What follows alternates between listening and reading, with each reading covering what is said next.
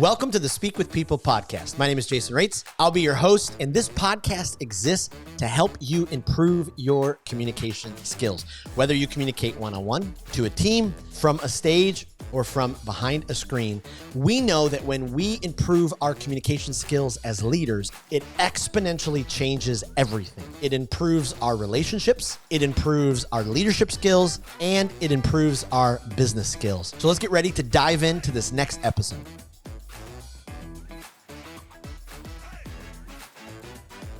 Are you looking at changing your careers? We all know that if you kind of embark on this journey to transition your career, or maybe you're even looking for a promotion within your company, this can be both exhilarating, it can be daunting, it can be tiring. And so if you're going to pivot to a new industry, if you're going to level up in your current field, you're going to pursue a passion project, you've got to really know how to communicate, how to strategically think it through, and you got to know how to communicate effectively, because these things take time. And it's possible, and you're in luck today because we have an executive career coach who is going to help us walk us through some of these big, giant questions. I met Diana, it feels like years ago, but it's literally just been since November. And in that time, I have already been so blessed by her. She's invested in me and my leadership, and I could talk for days about how much I've been grateful for her coaching in my life. And so I'm so excited that she is on the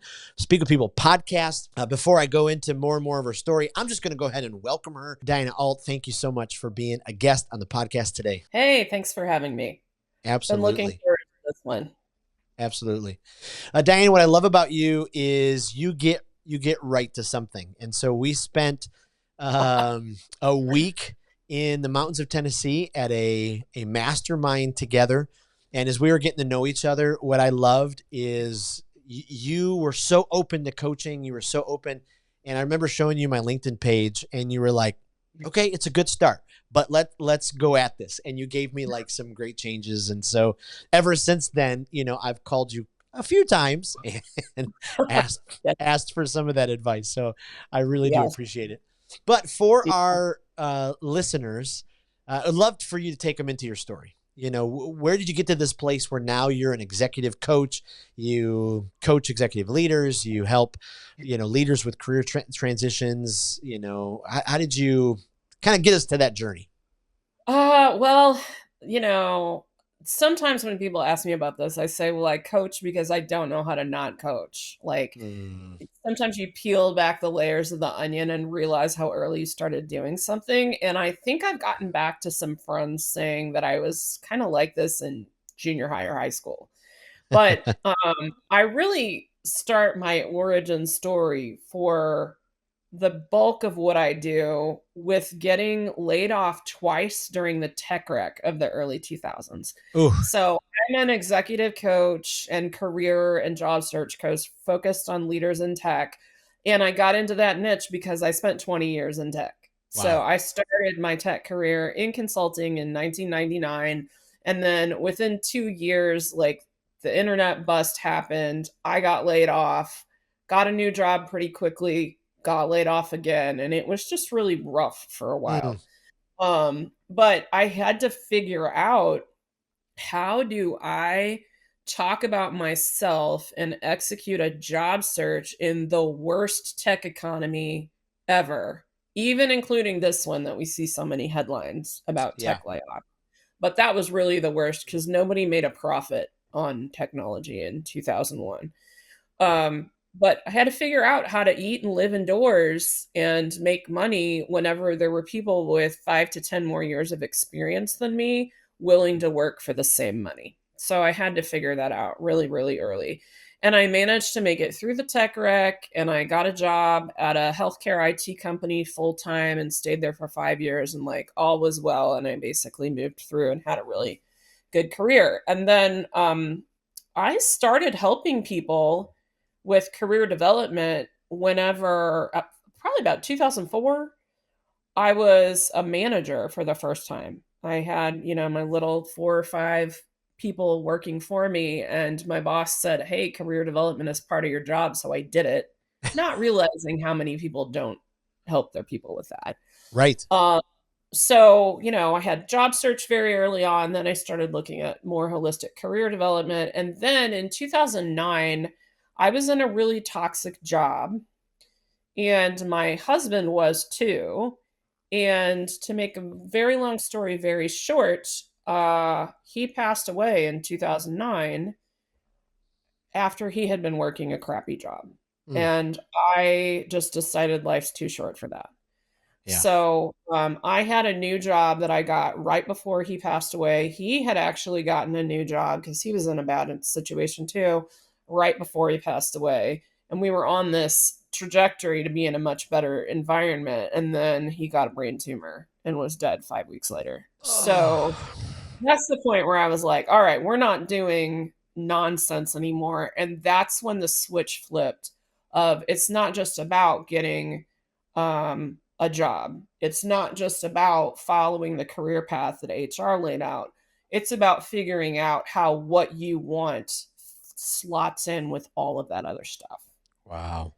And so ever since then, I've been focused on how do work and life intersect because I resent every hour of overtime that I worked for this really toxic job that I had right before my husband died. I'm like, if I would have known then, Right. I if would I have would have got out.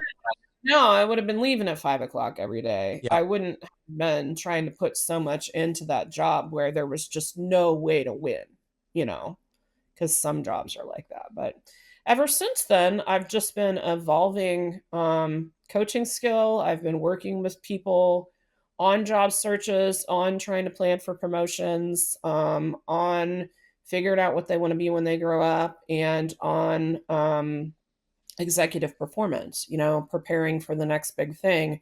That's kind of been my sweet spot for the last few Wow. years. Right now I'm doing more job search coaching than I have at any other time just because of where the economy sits right now. But I basically want to help people align work and life. Yeah. Wow. And of just getting a job, let's get the right job for where you're at right now and where you want to go. That was a Oh, I long love that. answer. No, I absolutely love that. And let's just go back for a second because wow, I mean, you went through one of the most, difficult things anyone has to go through with losing a spouse. And thank you for your vulnerability there and just dipping into that. A couple weeks ago interviewed a grief coach, I guess is what he would call himself. And I didn't realize he was going to show me what he does by doing it on me. And so Oh, he, wow. yeah, he, That's like a surprise for a podcast host. yeah. And so he took me through, I had a grandmother who was killed in a car accident back in 96. And he walked me through the questions that he asked. And I'm telling you, it was like right back to 96. And I'm like, Wow. I'm losing it on the podcast. I'm like, I'm so sorry, listeners. But I just appreciate, Yeah. Don't be uh, sorry for that. yeah, Don't you be sorry.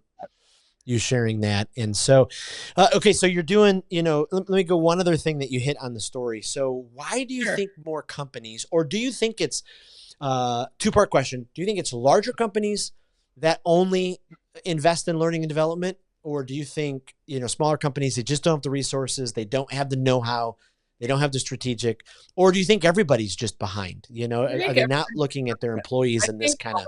on average, everybody, like companies of all sizes, suck at L&D.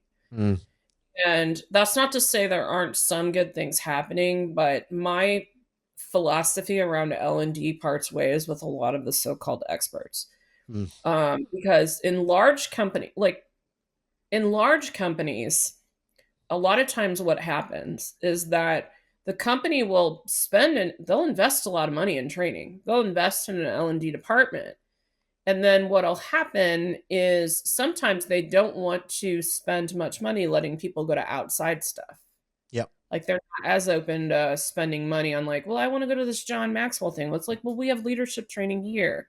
Why would you go to John Maxwell? And I'm like, because it's John Maxwell. Like, how is Right. this even a question?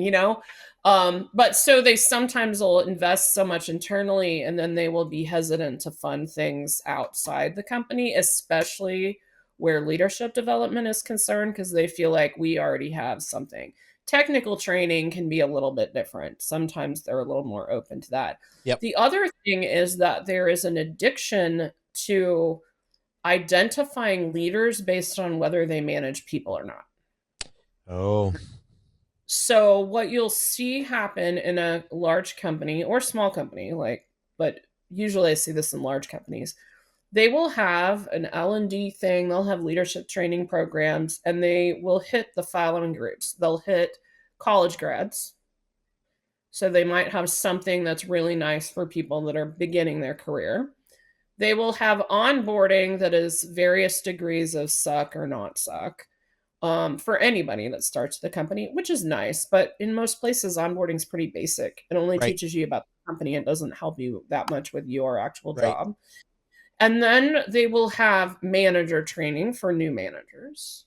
And then sometimes they have high potential training or high potential groups.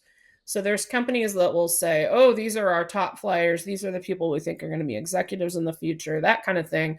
And they'll create programs for that. But here's who doesn't get anything: the person that's worked there for 7 years or 10 years or something like that. They're maybe like a senior project manager or a senior, technical architect. They have influence responsibility because they are responsible for mobilizing groups of people to work towards a goal. They just don't have direct reports. They don't want direct reports, and there's nothing for those people. right. So that's a problem. And then the other thing that I think happens that's a problem is companies will only, when people want to talk about their career development or career pathing, they will only discuss what they have.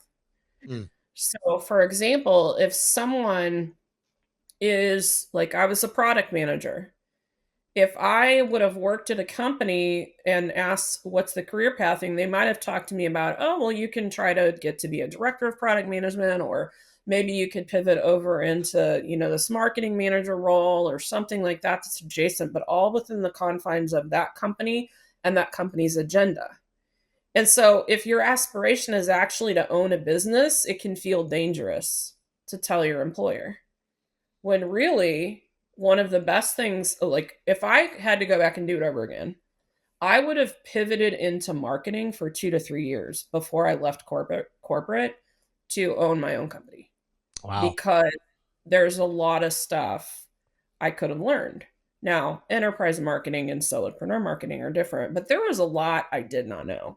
And I could have used that to skill build if I felt like I was in an organization that would understand that. But if you want to do a thing that's not inside the four walls of a company, most of the time you don't feel supported.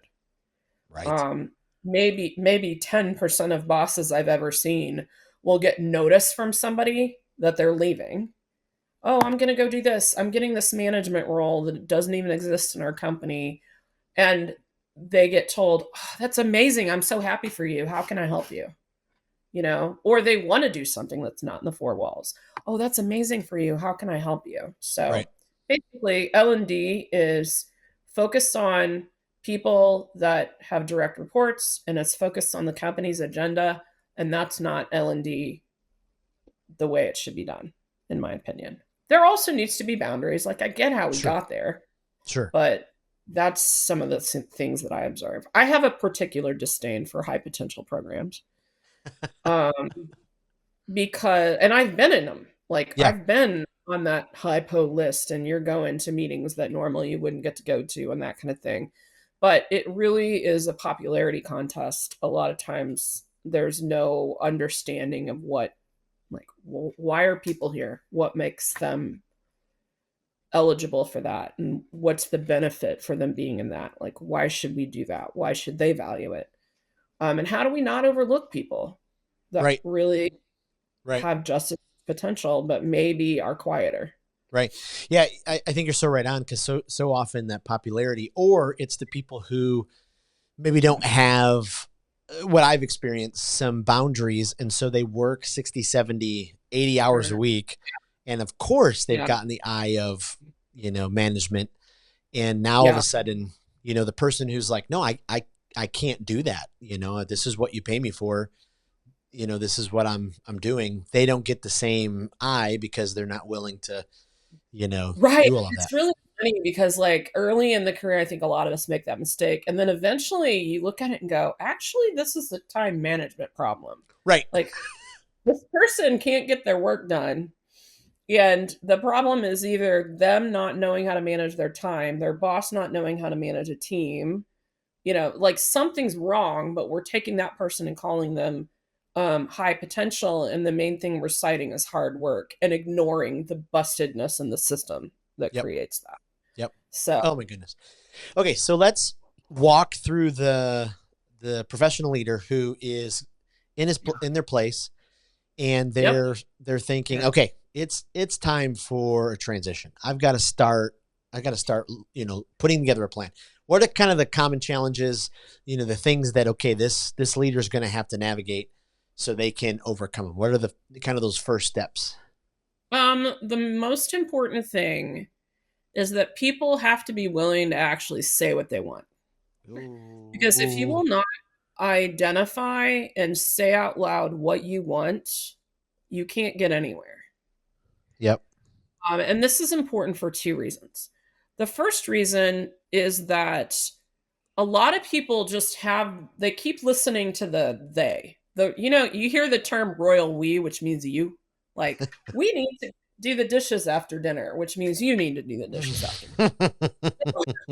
Uh, but they will think about the royal they in professional development is all the talking heads that say all the things like, well, you should never quit a job with no new job, or you have to do this, or you can't get in product management without an MBA, or like all the common wisdom Yep. that a lot of times isn't really even the truth, or they just are kind of like being pulled along in their career. Because Yep. it's like, well, the world says AI is where it's going, and I don't really want to like work on developing I don't mind learning to use it, but I don't want to be on the cutting edge of developing AI.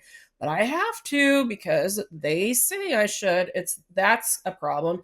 And then the other thing is, if you don't sit and think about what you want, you can't target your plan. Ooh. And if you don't know what to type into Indeed when you're doing a job search because you have no idea what role you want, what sector you want, any of that kind of stuff, that's a problem. Right. Because if you're talking to everyone, you're talking to no one. You're Yes. recording. You can get the transcript I later. know. I just have to write it down. Like I You take the notes you're during cracking because me up. I'm taking all. You're like, hold up, I got to get that. I'm like, So hold on. I gotta write. people, they won't target, so they end up chasing what other people think they should chase, Yep. and or they end up looking like they're trying to be all things to all people, which means nobody notices you. Yeah. Yeah. And Go back. so, Go back to, you have to say what you want. It seems like, and I could be way off. Correct me if I'm wrong. It's a small amount of percentage of people who have that confidence just to go, no, this is what I'm worth. This is what I want. This is what I'm going to do. There seems like a larger percentage that maybe struggle with some poverty mindset, or don't want to ask for too much, or, want to seem humble.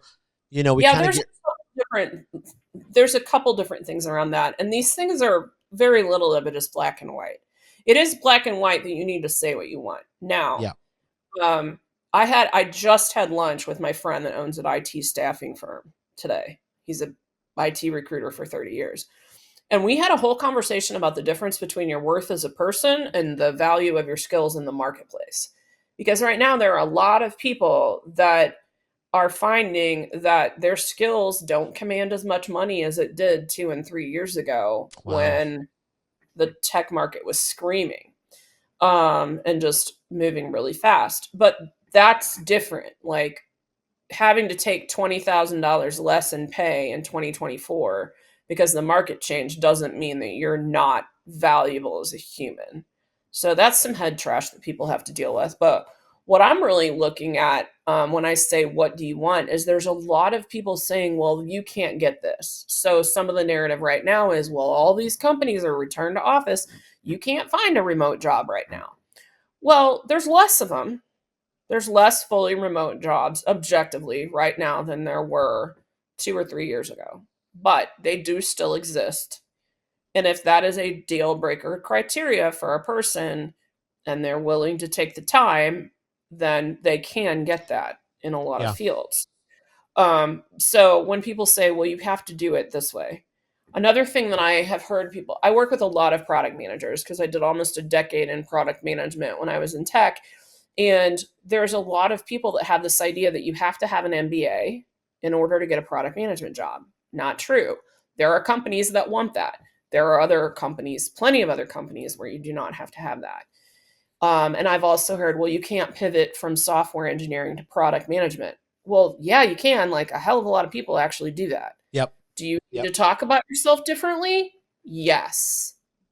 Might you have some skill gaps to fill to make that work the way that you want it to work? Yes. But they'll listen to some talking head that doesn't actually know anything say, oh, well, you can't do that. And they'll accept it, even if they want it. So Yeah. it's like they let themselves be defeated. Yeah. And then you're a Gen Xer. Yeah. I sure am.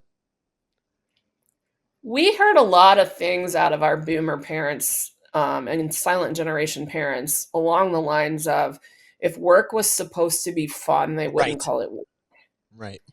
So there's a lot of people that don't even bother to try to articulate what they want because their vision of work is that it's not supposed to be fun. Wow. Yes. Which can be fine. Like, not everybody needs their work day to be fun. Right. Some people just want to do their job, go home, and their fun is their kids or their puppy or their soccer team or their whatever. Yep. I don't operate that way. I'm Yep. very career driven. So if I don't enjoy what I'm doing and the people I'm doing with, I struggle. Yep. Stop. For me, I have to say that I need those things. If I don't, and I try to pretend that I don't, then I'm highly likely to end up in a job that is not aligned to me as a person. It might use all my skills. It might use all the certifications that I got over the years, but it's not aligned to Diana.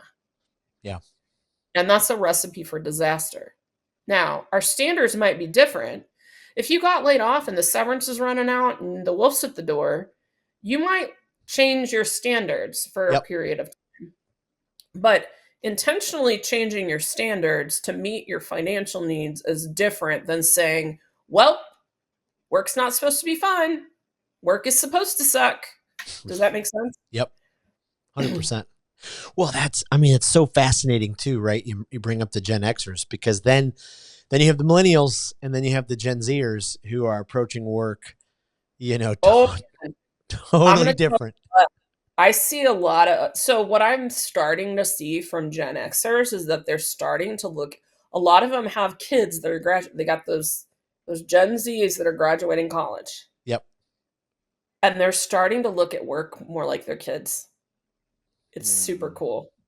It's helping me make money. So I'm all about that because they're getting more happiness out of work. 10 years ago when I was working with people, a lot of them, what they were trying to do is level up their pay because maybe they'd been at the same company for a long time and just got the dumb 2.5% raise. And then, suddenly they're 30% less than the market would pay for their skill sets at another job. But yeah, they're starting to look at it more like their kids and they want flexibility and satisfaction and a sense of purpose more. Yep. So yep. There's people that still are like, give me the money too. That's fine. There's nothing wrong with that. But yeah. I can remember I oversaw a team of millennials a couple of years ago and we're about 4 months in and one of the millennials came up to me and said, hey, I love working with you, love working at this place. What do I got to do in the next couple of months to kind of get to the level where you're at? And I was like, oh. I need like 15 years. So, yeah. I was like, oh boy. Like, this is a different thing. Okay, so going back, I love what we were talking about there about saying what you want. And you said something that triggered something because the more and more I go to networking events, the more and more I teach leaders how to communicate, how to stand in front of a group of people and captivate them. I find what I'm finding in all these networking events, connection events, conferences, 1 out of 5, maybe 1 out of 5 leaders actually know how to talk about themselves. And I'd say less than that. So you probably have a self-selecting group. Like you have a self-selecting group because you have people that aspire right, to communicate better. But on right. average, most people will say that they are an insert job title here with over insert years of experience. And Yep, I'm like, we're like 2 lines in, and I don't know why I should hire you yep, or why yep, I should talk. So we over identify with a job title yep. and we over identify with the number of years that we have been working It's in a so true. certain field or role or industry. Yes. And it's funny how, I mean, it's just badges of honor, right? Like, Yeah. I'm And it's like the wrong listening. badge of honor. It's the wrong Right. badge of honor. The other day, and we use weird words like seasoned. Yeah. Like you're not. I just posted this on Facebook the other day. It got quite a response. So now I need to go back and like loop around and help people actually address this. But people, I see like probably 3 out of 5 resumes that I see, because I work mostly with people with 15 plus years of experience. They will say seasoned, insert thing, Right. or seasoned, innovative, team playing, hardware, like a bunch of cliches all together. Yeah. And I still don't know why I should talk to them. And so we over index to number of years of experience and not towards the problems that we actually solve and the value that we bring and what makes us special. So good. Yeah. It's just so funny sometimes. We'd be in a networking event and someone's like, yeah, I'm John. I've been a CPA for 17 years. No, I'm sorry. I'm the, VP of whatever. And I'm like, wow, you're so true. We go right to the title and the years, where they'd be so much more memorable if they started with something that would help me remember them, stand Yeah. out a little bit, tell your Yeah. story from a different perspective. Do you mind if I like kind of read something off to illustrate this example? I just I thought love of it. something. That's great. Okay, so the bane of existence is that initial networking intro or the tell me about yourself question or the paragraph at the top of your resume. So I got really annoyed after I reviewed like the fourth seasoned cast iron skillet, 20 years of experience in this industry. And I created like a cheat sheet for it. And so my Hmm. cheat sheet for I've had people use it on LinkedIn profiles, I've had people use it for intros, I've had people use it on resumes, is to just say briefly what you do, how you do it, and what you're known for, and challenge yourself to not use a number of years of experience Wow. or your job title. Yep. Now, the job title does creep in a little bit whenever you're doing it, especially on a resume, but it's the difference between saying, I'm a technology leader with 15 years of experience building and delivering products, driven to build the right technical solutions to the most challenging problems. Like, that's not horrible, but how much better is it to say, I'm a SaaS product engineering executive with deep experience leading product development from concept through sunset. I combine my software engineering and product management background to create products that reduce cybersecurity risks. I am known for creating order from chaos in high growth companies while building positive team cultures people can thrive in. Yeah. Right? Yeah. Right? So basically, this is a real client that I really worked with, and he really put that at the top of his resume, that last thing he ended up getting a director of product management job. It was after a layoff. Everybody's like, oh, if you're laid off, it's harder, all that kind of common wisdom we have around job searching. And when you put that at the top of the resume, or you can make that come out of your mouth at the networking meeting. What are you great at? What are you great at, Joe? I am so known for creating order from chaos in high growth Yep. companies. Oh, whoa, tell me more about that. No one says tell me more about how you're a technology leader with 15 years of experience technologying. Right. Right. No one. Right. And everything that we do in communicating for a career change of any kind, whether it's a lateral transfer, a promotion, or a new job, has to step away from I'm a technology leader that spent 15 years technologying into something that's your version of I'm known for creating order from chaos in Yep. high growth companies, and Yep. I bring together my technical acumen and my business acumen to do the things. So good. So good. I mean, just those things to make yourself stand out. Talk to us for a minute. I'm in a company. I'm thinking about, okay, this career change is coming. At what stage do I bring my boss into it? At what stage do I bring in you know, I need do I, to dial in on exactly what scenario we're talking in a little bit more. okay. So help me with that. Give Yeah. are So we talking about somebody that wants to get promoted, somebody that wants to transfer, somebody that maybe just knows they want different, but like give me a little more to grab onto. yeah, let's go with the route of, a leader who's looking for more responsibilities in the form of a promotion. What opportunities are available for me? What do I need to do? Like, how do you Okay. communicate that, to be able to kind of Okay. move some things So forward? what you do, especially if you like the organization that you're in and you really would like to stay there. What you do is you try to think about what would be a win-win. Hmm. And I did like a whole hour-long training on this. That's one that I may end up doing a public webinar about it because it gets asked so much.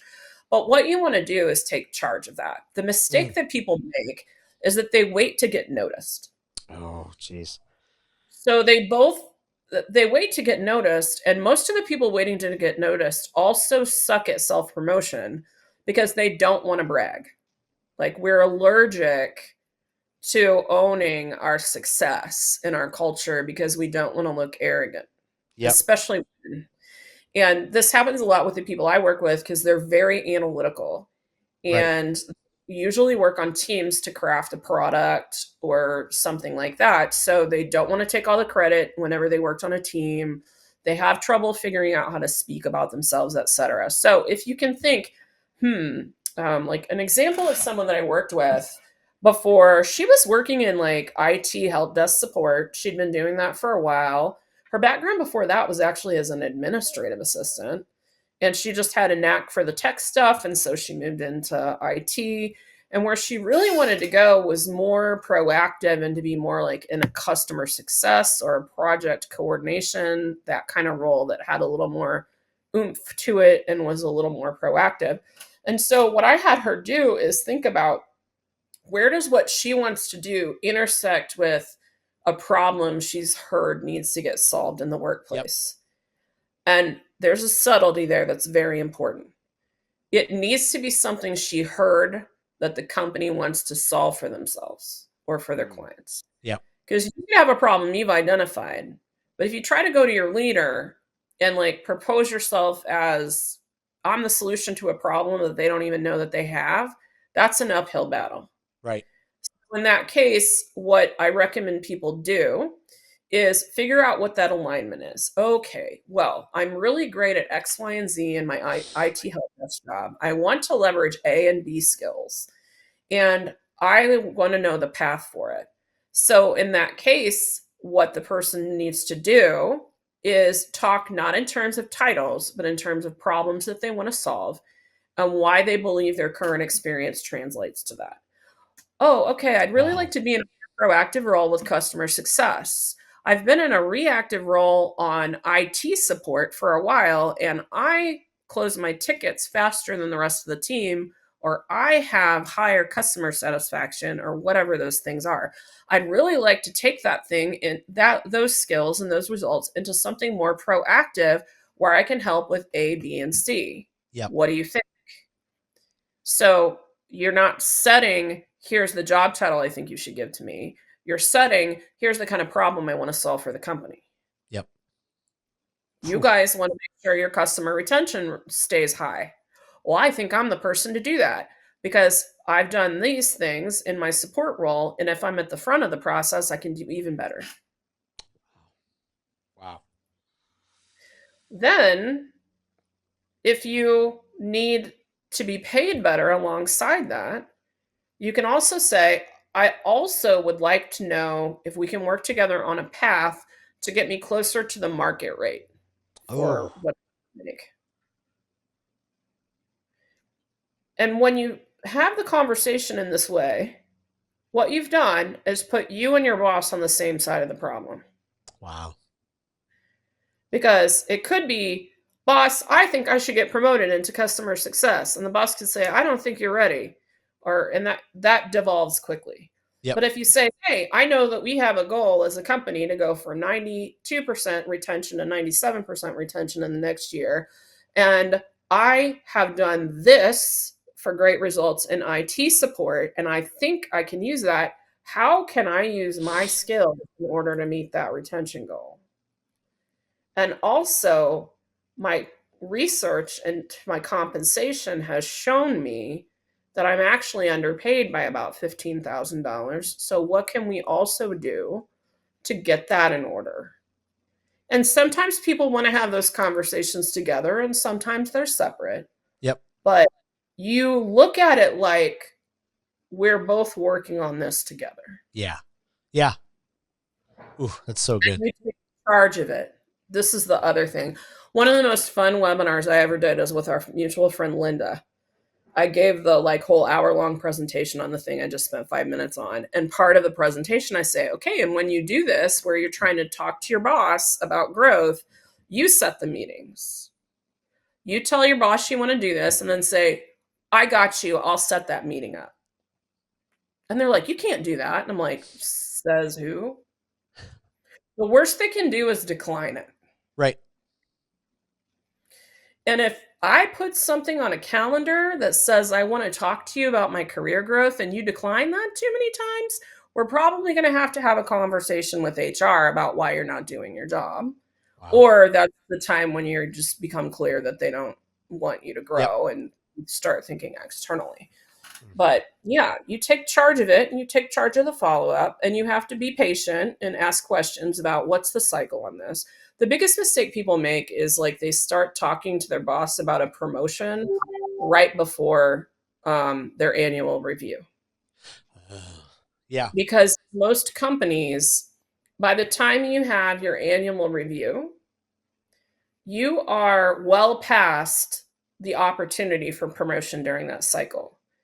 A very typical pattern is something like you fill out your self-appraisal in December, and then in January, your boss fills out your appraisal, but then it has to go through a bunch of HR stuff to make sure, the grading is fair across people and all that kind of stuff. And then it gets your rating gets finalized, and that's bumped up against the rubric for raises. Oh, above expectations gets this much, and meets expectations gets this much, and below expectations doesn't get any raise. It's all done by the time you have the meeting with your boss about your review. Yep. It's done 2 months before that in some cases. So you want to be well in advance. If you're Right. at a company where promotions and raises are given in March, you want to be in front of your boss in at least September talking about things. And for certain kinds of promotions, the longer you're in the workforce, you may be having to talk about how to grow into that for a whole year. Wow. Right. So I feel like I'm jumping around. I hope this makes sense to you and your audience. It makes total sense, and it's great. And you're actually hitting I was getting ready to ask that, and then you hit it, and then it did that.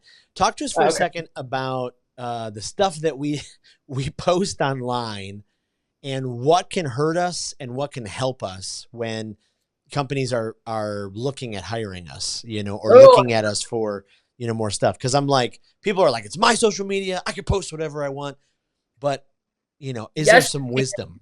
Which route? There is wisdom.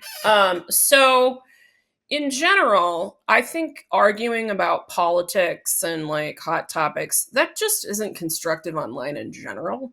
So I kind of avoid that. But let's talk specifically about LinkedIn and pretend we live in a little bubble where Yep. they're only going to check your LinkedIn because that makes the conversation easier. One of the biggest mistakes I see people make when they are interested in making career moves or becoming more visible is that they just don't post anything on LinkedIn. Right. Something like 95% of people never post anything on LinkedIn. And that's not to say you need to post stuff every day. I do that to drive business because it's a major channel to get business. You do the same thing. But when you are quiet, it's like Hamilton. If you stand for nothing, Burr, what will you fall for? Right. If nobody can know anything about how you view your industry, how you view your roles, how you're contributing to your profession, because you're too afraid to post something, Yep. then you end up being invisible. So from that aspect of managing your social Wow. media, Right. I think really you've got to be a little bit active. Now, if you hate LinkedIn and you're just like, Diana, I'm never going to post original content, then what I would say is go find groups to be part of. So have a profile that is set up towards where you're going next. So if you're a product manager and you want to become a director of product management, tilt it towards leadership and towards strategic thinking in product management. Go find groups about technology strategy, product strategy, Yep. industries that you're interested in, like if you're into fintech or ed tech, and then just go have conversations with people about what's going on. And you'll meet people, and Yep. eventually people will slide into your DMs, and then you'll have a Zoom, and then you'll start building out relationships with Yeah. people that you can call on later. That can be your podcast guest, that can be your speaker on a stage, that can be your mentor, that kind of thing. Yep. So that's some of what I'd say. Whew. As far as being online, like one of the biggest reasons people don't post anything online is that they're afraid their work is going to get mad. Oh, right. And with LinkedIn, I feel very strongly that your profile is your own, and any company that tries to hijack your profile and make you use it just for their purposes is a bad company and it's toxic. Mm. That said, that doesn't mean that there's a place for everything. So I think you can take controversial views. Yeah. You know, maybe you have a controversial opinion about something in your industry. I think you can post that on LinkedIn. The key is to be respectful about it. Yeah. Don't release IP. Don't release business plans about your current company. Like, respect all the confidentiality. Take your controversial take if you're posting in a group or on your own wall or in comments, and then have a discussion instead of just acting like everybody else is idiots. Yep. That's going to do a lot of it. Another thing I'd say is it's okay to put some personal content on LinkedIn. Yeah. People like that. The world is starved for humanity right now. Yep. Just starved for it. So, a really good example, I had a client that was really nervous about posting on LinkedIn. And he was hitting like that senior director to VP level where actually the personal brand becomes more important. The farther up the food chain you are, the more important your personal brand is. Like when I was a kid, there were no CIOs that were household names like there are now. Yep. Like everyone knows Zuck runs Facebook.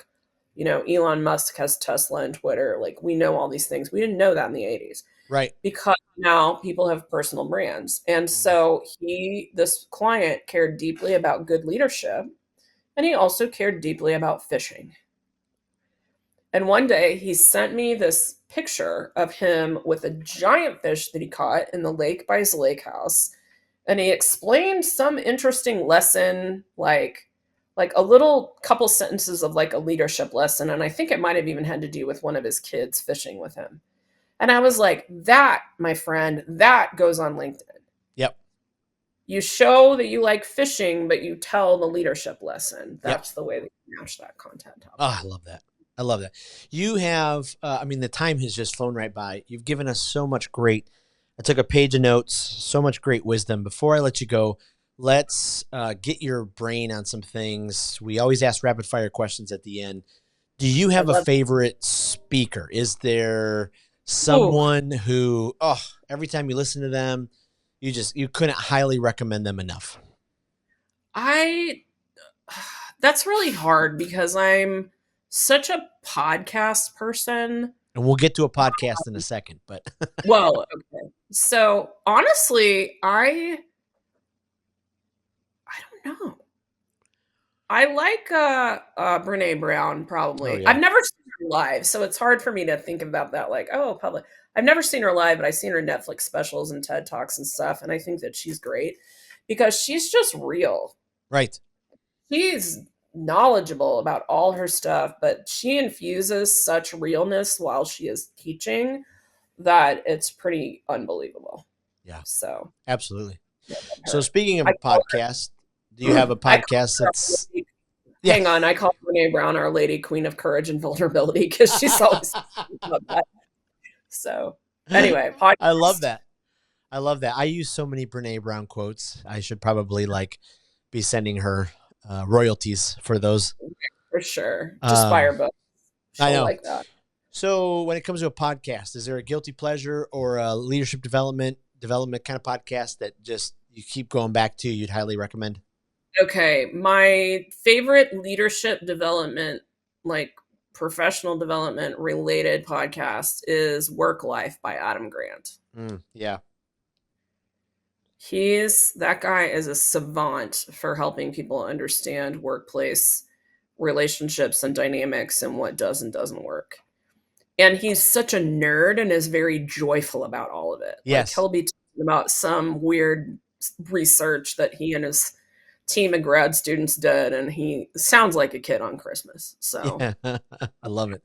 And is there a book that you highly recommend? Boy, every leader's oh, gotta everybody's gotta this read. is really good. The No Asshole Rule by Robert Sutton. Mm, I consider that one of the top most important business books that anyone could read. wow. Okay.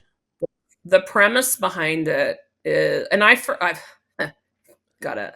The premise behind it is it attacks via research this idea that you could have a jerk on your staff, but if they are the top technical genius or they are that rainmaker salesperson, that it's okay to keep them because it's worth it. Because spoiler alert, it's not. Right.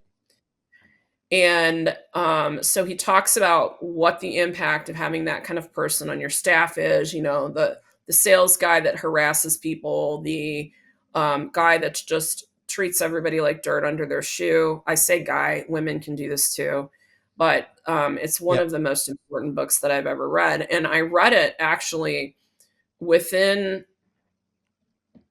I read it a couple months before my husband died. I didn't even Mm, know it. We didn't even know he was sick because that right. process was really short. And I read it and I had just left a bad job. And I decided I'm never going to work for an asshole again. Yep.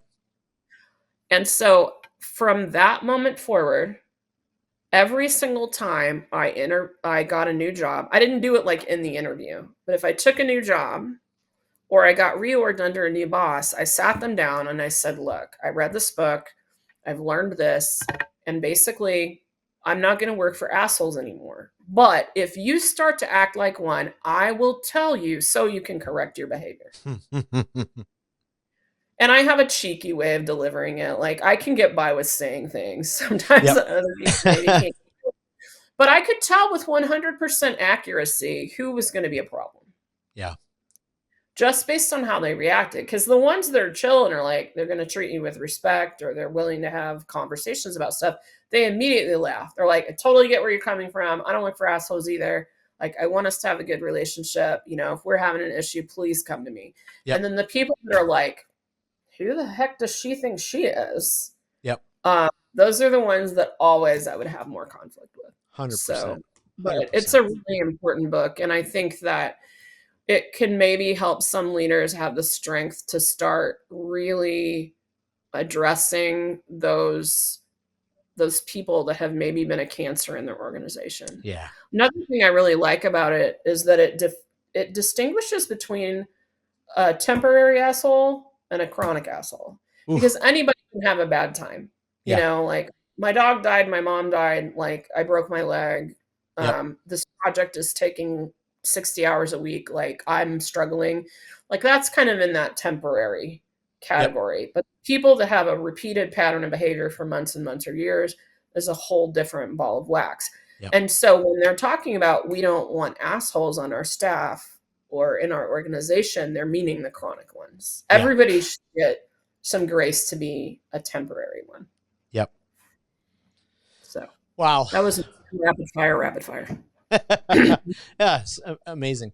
Well, I can't thank you enough. You truly are a brilliant leader, and I appreciate how you just willingly open up and share and coach. And so I know this episode is going to help a lot of people. Appreciate the conversation. Where should we send our Speak with People listeners to find more about you online? Yeah, the best place to find me is dianaalt.com. And if you just want to hang out and get on my newsletter and hear some of my interesting ponderings every week, you can hit the big green button that says Let's Connect up at the top of my website. So, and you'll get a mix of job search content and career growth content whenever you do that. Love it. Thank you. Well, thank you for joining us on another episode of the Speak with People podcast. We hope that you were encouraged. We hope that you were inspired and challenged to improve your communication skills. I want to thank you again for being a part of the Speak with People podcast community. Make sure you don't miss out on being a part of the Speak with People Facebook community group. Just head to Facebook, type in Speak with People, scroll down and join our community, because every single day we're encouraging each other. We're helping each other to improve our communication skills. Thanks again, and we'll see you in the next episode.